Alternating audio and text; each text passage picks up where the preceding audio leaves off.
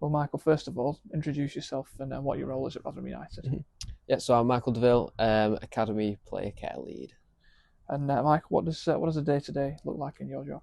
Um, all sorts, to be fair. A lot of obviously ensuring the kids are happy and enjoying what they're doing. Um, sort of, yeah, ensuring staff and parents are also informed in what I'm doing with the kids. We have sort of life skills curriculum, personal development. That's a big part of the role. Um, the player parent voice as well. Yeah, so there's a lot that goes into it. In a lot of roles at the club, you can kind of work from a checklist. In your world, I imagine it's kind of just trying to look at the needs of different players and different people within the academy. Yeah, definitely. Yeah, there's I mean everybody's different, aren't we? So everybody has different needs. So it's just about sort of identifying them, making sure we have the relationships with the kids, so that they feel open enough to talk to us and sort of disclose any issues they have. But also, working with schools as well and people outside the club to sort of celebrate the wins as well. So if say a kid's doing really well at school, then the school will tell us. Um, so yeah. How would you describe kind of the approach to it? Is it a proactive one where you go out and look for the kids and say, do you need some support with this, or is it a case of, look, I'm here if you need me? Is it more like a pastoral kind of role? Mhm. It's a bit of both, to be honest. I like to try and create the sort of culture and the relationship with the kids where they feel like they can come and talk to us, and not just me, every staff here, every staff member. But then there'll also be other times, opportunities where we will notice something, and I might have to go and talk to them about it. There might be certain things they're not as willing to talk about.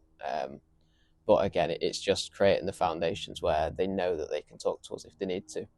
And all of that work is to try and ensure that you don't have to deal with any kind of more serious situations. But could you give us an example of something that you might need to deal with should it crop up?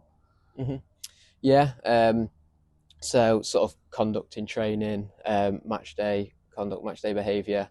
Obviously, we try and be proactive and sort of make sure that doesn't happen. But if it does, then that's sort of like maybe a common thing.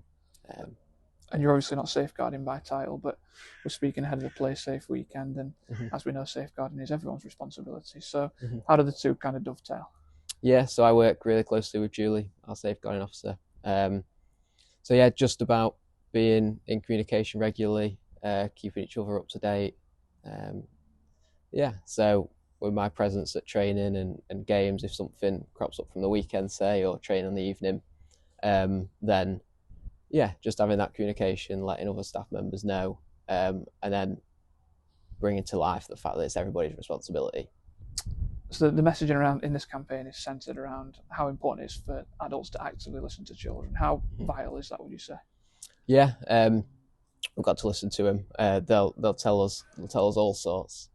Some kids will be more open. Some kids will feel more comfortable to talk. But the focus of this year's Play Safe campaign is creating that environment where they do feel empowered and safe to talk and open up. So yeah, it differs. It's about just being there for them, letting them know that they can just come and open up if they need to. And that kind of approach in football's become more prevalent over the years, and Mhm. jobs like yours are popping up across the country. How Yeah, important are they as part of the modern approach to football? yeah, it's massive. And everybody I talk to outside of the club, maybe outside of football, they all say the same thing. They say that there's been a real shift in that, in supporting the players.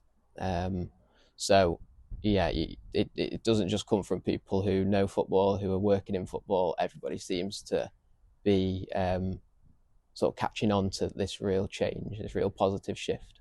Do you manage to cultivate a lot of positive relationships with parents, I imagine, who can come to you as well as the children?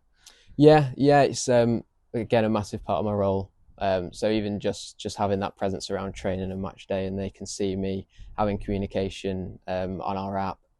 Um, yeah, there's been a lot of real positive feedback from parents who just appreciate having um, that player care staff around, so that they know that they're protected and they have somebody that they can come and talk to, but also the kids as well, which is most important for them. And a final word, like you said, it's not your role directly, but on safeguarding and how it is how important it is for communication both ways on that, just for anyone listening to this interview. Yeah, it's really important. Really important. I wouldn't be able to do my job to the best of my ability if it wasn't for Julie, if it wasn't for Richard, the academy manager, Paul, that's our sort of safeguarding team. So yeah, open communication, it allows us to do the best we can.